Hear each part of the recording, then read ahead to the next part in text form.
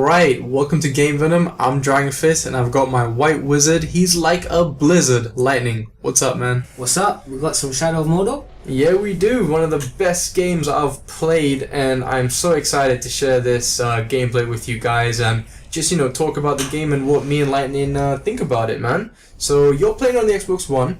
I'm playing on the PS4. How do you find it on the Xbox One, man? Well, I've always played Xbox ever since I've started off, and I'm enjoying this game. This is my actually first time I've played a game like this. I mean, I'm not a big fan of Lord of the Rings, and I know you are, but this game may have changed my mind to watch a lot of movies. So what do you think of this? Well, man, that's awesome that you said that the fact that, you weren't really a fan, but this game has made you think that, man, this is bringing this game to life for me, not only in the game, but the whole world of Lord of the Rings. For me, I love this game. I love Lord of the Rings. I'm a huge fan of the movies and the books. This game has just made me feel even more big of a fan, if anything. I mean, you were saying, oh, Lightning, you have to play Shadow of Mordor, you have to play Shadow of Mordor. And you're like, it's like Lord of the Rings. But like I said, I haven't really got into Lord of the Rings. But, man, all I can say is thank you for introducing this game to me. And I'm loving it so far. Yeah, dude, it's not the fact that it's, a Lord of the Rings game or anything. It's to do with the combat, the nemesis system. Yes, the game itself. The game itself, it's just an amazing game. How are you finding the combat in this game? I love the combat. The fighting, I mean, it's smooth. It's smooth. There's no sort of, lag. You know when you're doing a counter and you don't sort of miss that counter, you actually see the connection between the two swords, or a sword and an axe, and it's perfect. Yeah, what a perfect way to show some example. We're about to delve right into one of these missions where I'm kind of interrupting this kind of hunt that this guy's going on. He's fighting some of the ghouls, some of the creatures in Mordor, and a Caragor there. So I'm going against one of these captains, and prior to this encounter, this guy did kill me. And so I'm coming back for revenge, technically, so I'm kind of waiting for him to kind of get a bit weak and go for the kill. And that's where the whole nemesis system comes into play. How did you find the nemesis system? I mean, I think the nemesis system is awesome. Like, the way when you die and that the person that kills you, they rank up in the sort of, what is it? Hierarchy, yeah. And the war chiefs, I mean, trying to see what their strength and weaknesses is, and the way they have their captains protecting them, and if you take out their captain, they become weaker, or you could just go in and straight for the kill against the war chief. Yeah, it's entirely up to you how you want to play this game. Do you want to make it more harder for yourself, or do you want to be that strategic stealth assassin in the shadows? Take out his captains and leave him vulnerable, or expose his weakness by interrogating one of the worms, so-called, in the game. You can interrogate some of these guys and they'll give you information on either the captain or the war chief, and that information can really help you. They can tell you their weaknesses, their strengths, what you should do, what you shouldn't. Like, one guy will say that he's terrified of Caragors, so you know that if you unleash one of those Caragor tiger kind of beasts on him, that he will flee. Or one guy might hate getting burnt. So if you light him on fire, that's a bad idea, because he's going to be pretty mad. Yeah, you don't want to piss him off. Exactly. And again, with the nemesis system, what I love about it, it's that everything is random. Like encounters with certain enemies. Like right there, you saw me, I'm fighting this guy, but I ran into another captain and he's challenged me to a fight. And what I love about these encounters is the rich dialogue. Like, tell me about some of the dialogue that you've encountered. How do you find the dialogue in this game? Most of the dialogue I come across is where they're just trying to annoy you, trying to say, oh, they're better than you, they're going to take you out. But what that does for me is I just want to prove them wrong and just cut their head off. Yeah, it makes it really personal. I mean, the way they talk to you, it's like on a personal level. They're like, fleshling, I thought I already killed you last time. Man, I love the references these guys throw at you, and some of them don't even talk. They'll just grunt, or snarl at you. What I like is that each of these Uruks, they have their own personality, their own traits. No Uruk looks or sounds the same. They all seem like they have their own personalities and things they do. It's just really amazing.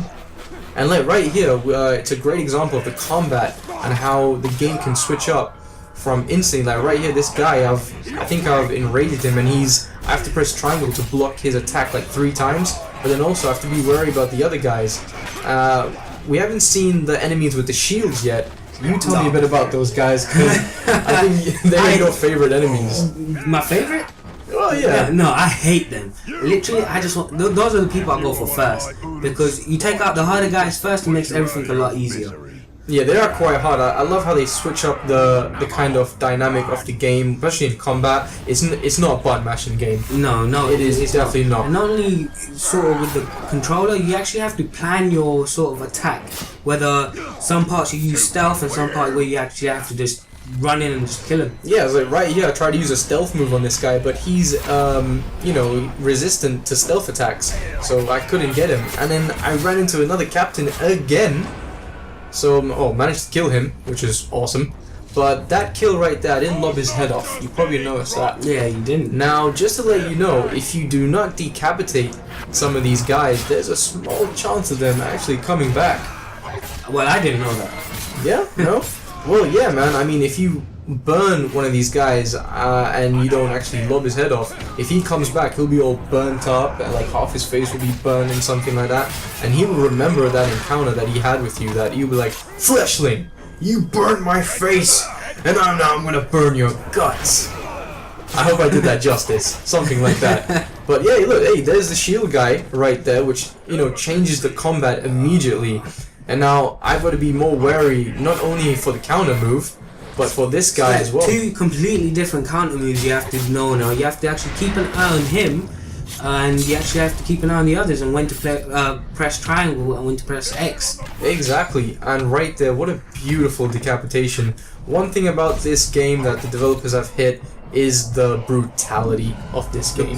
The gore. And what I've realized is like when you're actually slicing heads off and all of that, you actually get to see the facial expressions on them while that animation is taking place. Especially when it goes into slow motion and you see the head just flying in the air, and you see this guy's face, like it feels like his head is still attached to his body, but no, dude, I've just separated your head from your body. Gave me the shivers there. It does sometimes. I mean, I think they really caught that immersiveness in the game, and I actually love how they've done that. And you're playing this on the PS4, which you recently just picked up.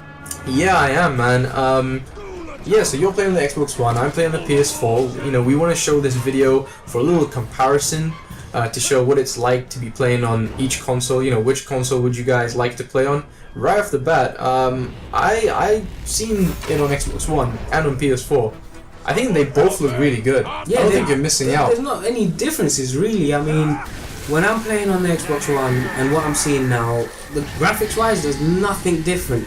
But you were telling me about the speakers that you have in your controller in the PS4. Tell me something about that. Yeah, man. I think one of the developers that we spoke to at Eurogamer, he told me about one of those key features that in certain parts of the game where it's loading, you can hear the dialogue coming through the speakers of the controller.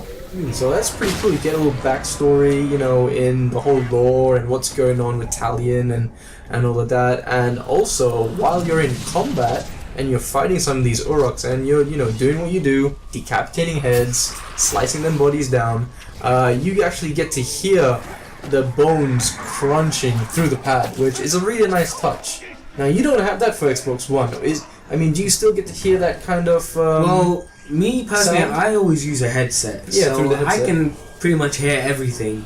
But I don't know if you're listening through the TV, if you can hear that sort of bone crunch. And yeah, you still do, but it comes more. It like kind of amplifies. So It's clear, but it kind of amplifies out on the pad a lot more, and it's a really nice touch. It's like it's balanced. Like you hear, it kind of fades from the TV into the pad, which I really like that touch. that just sounds sort of like cinematic. Yeah, it's a nice little touch they've added to here. These guys, I hate these guys too. The ghouls. Yeah, they run in packs. Yeah, they're really crazy, man. And if you carry on playing this game, you'll see a lot of surprises with some of the creatures in this game, which I like how they've done. I thought that I knew everything about this game. I do not.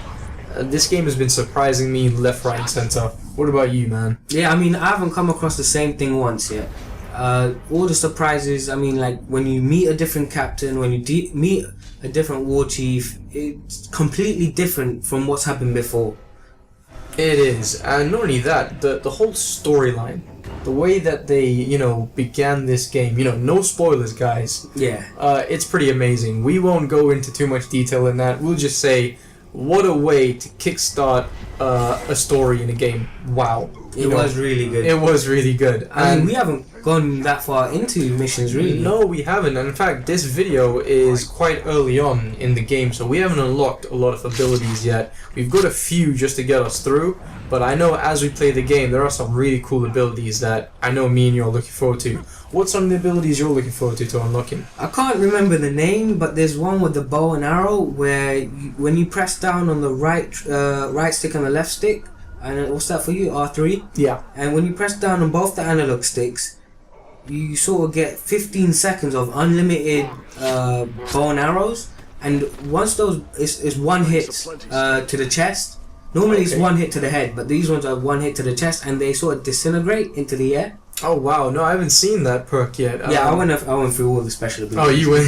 See, I had to take a look at them. Again, what I love about this game is it's got a bit of RPG elements to it. Okay, especially with the perk systems and obviously, you know, upgrading your character. One thing I like about it is the ruins. The whole ruins. I love how they've implemented that. It gives you something to look forward to, something to like, a bit of loot, you know? And, you know, it's up to you what type of ruins you get. Like, there's a perk, I don't know if we're talking about perks. So it's called Death Threat. Okay, what do you like about it? Yeah, man, what I like about it is you can grab one of these captains, you know, from the War Chief's army. You can literally send him to let the War Chief know that you're basically coming for him. And what he will do is he'll get more powerful. He will have a lot more bodyguards protecting him because he knows you're coming for his head, basically. But if you are successful and you do kill him, he will drop an epic rune for you. So it's like a bit of a risk-reward kind of situation. You know, you can risk that, you know, you're sending him acknowledgement that you are coming for him, but you can get a good reward. Or you can kind of like, you know, pick off his captains, don't let him know that you're coming, and you might not get a really good reward, but, you know, you get the chance of you not dying. So it's entirely up to you how you want to approach this game, which again, I love how they've done that. They give you the choice. That's another way of you choosing whether you want to make the game harder or not. Exactly. So right here, I'm fighting one of the captains from a previous encounter. I killed his war chief, but he did escape, and he's still alive in the world, and he decided to have like a little party, a little soiree. We'll get together. We'll get together amongst orcs, or uroks, sorry, should I say, yeah. So I've decided to kind of, you know, bust their party up by lobbing some heads off and killing this guy, because I do not want him to survive, thinking that, you know, oh yeah, you killed my war chief, but I got away. So that's what I love about this game, man. It just keeps... And look, there, he's trying to run away right now. Again, this guy's just like a coward. A wimp, yeah. That's what I love about it. He sticks in his character. He knows his best thing to do is run away, and he does it really good. Like, any chance, he's gonna run. And there he goes again. Not only that, he's invulnerable to range attacks. So, yeah. Catch him off there. Trying to get him twice, but it doesn't work. So it just goes to show that these guys have their own weaknesses and strengths, and some of them really, you know, really benefit their own characteristics. What kind of strengths have you come across which are hard for you to counter?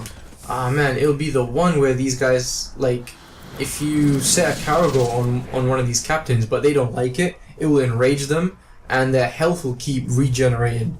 You know, so you can keep trying to kill them, but their health will just keep going up and they're calling in reinforcements. So yeah, that's pretty sucky. And it's not just any reinforcements, it's those guys with the shields. Yeah, that's what I was gonna say. What my weakness is when they call for those guys as well, because I can't. Yeah. They make me enraged, man. They get you enraged right now. Yeah, no, and not only that, those berserkers are pretty badass as well, man. The one with two swords. Yeah, the two axes. Sorry, the axes. You can't hit them. You have to actually stun them and then hit them. So there's so many things. So when they're all just attacking at the same time, there's so many things you have to take into consideration, and it's so hard. It is. But like, it's just so amazing. But it's amazing. Fun. It's dynamic combat at its pure form. It's you knowing that you can do it. You just have to, when you get it done, that sort of feeling it's so satisfying. You get. Yeah, it is very satisfying, especially when you get. see their heads lob off in slow motion. So right here, it's another perfect example. I'm gonna take out one of these other captains, and you're just gonna see how it plays out. I think I bite off a little bit more than I can chew here. But I think I do pull it out. You know, I'm gonna probably check out this guy's weaknesses, see what he's capable of doing, what he, you know, what's good not to do, and what's good to do. That looks lethal. He does, and you can check out some of his strengths right there. So he's quite deadly to attacks that do more damage than most Uruk. So, you know, that's one thing to take in consideration. But he is, you know, vulnerable to fire. I think if you do burn him, he will get enraged by the fire. So I have to be really careful. And not only that, he's got like a bodyguard. He's got another captain over there. Yeah, there's another captain there as well. But he's got all his friends are archers. Wow. So yeah, I'm just gonna go head first in this. This is really showing how you can choose to play this game. Either go head first or do your research. I mean, you could have done that so many different ways. You could have used your bow and arrow and take out all of those, all of his little minions, let's say. Or you could have just done what you did, just go straight for him. Or I could have gone after the other captain. Or you could go after the other captain. Oh, what's that little symbol there on the left underneath your hit streak? Yeah, so what that is one of those guys, or I believe that captain that I'm fighting right now, he's told one of his minions to go light the beacon, and that will literally call more reinforcements. So I've just made this situation from really bad to, oh my god, what am I doing right now? Well, all I can say is good luck. Yeah, really. And then again, run into another captain here. So I'm going against two captains right now, trying to take these guys out. And let's see how it goes. Hopefully I do survive and don't get killed. And you can see, you know, the really dynamic combat and how fluid it is. And yeah, that arrow was from that captain. He's got exploding arrows. Exploding arrows. And he set this guy on fire. Oh, and he doesn't like fire. He doesn't like fire. You're in trouble. I'm in trouble. That's obviously triggered his rage. You know, he doesn't like that. So, and I didn't even do that, dude. The other guy did it. So again, it just shows how amazing this game is, and you don't have to do anything. It's just the environment or the enemies that can set things off. But luckily, I do the powerful strike move, shadow strike move, or I don't know what that move is called. Yeah, it's called tsunami. Tsunami move, yeah. Yeah, so it kills. I get to, you know, kill him. You are getting chased. But I'm getting overwhelmed. I got all these Uruks on me. I got a berserker there. I got some guys with, you know, spears, archers on me. It's not, and look, yeah, shield guys as well. So bad situation. You tried to look. You're trying to hit the fire when you know the guy's enraged by fire. I know. I'm just making it even worse for myself. But what I thought was, you know, risk reward. I can clear out some of these enemies, and you know, will give me enough time to kind of regroup and just focus on him a bit more. I probably should have gone for this guy though. I hate that guy. Yeah, they can be quite annoying. Distracting you. Yeah, blew his head off. So now it's on to what I love is from a big fight, epic battle, it's now gone into a one-on-one with one of these captains, and it's just me and him, mano a mano, and you can just see the fluidity in the combat. And yeah, my hit count is building up, so I'm going to try and weaken him, and there we go. Look at that expression on his face. So, yeah, with that, guys, we'll leave you to it. That's the end of the video. Tune in for part 2. Thanks for watching, and tune in until next time. Peace out. Peace out, guys.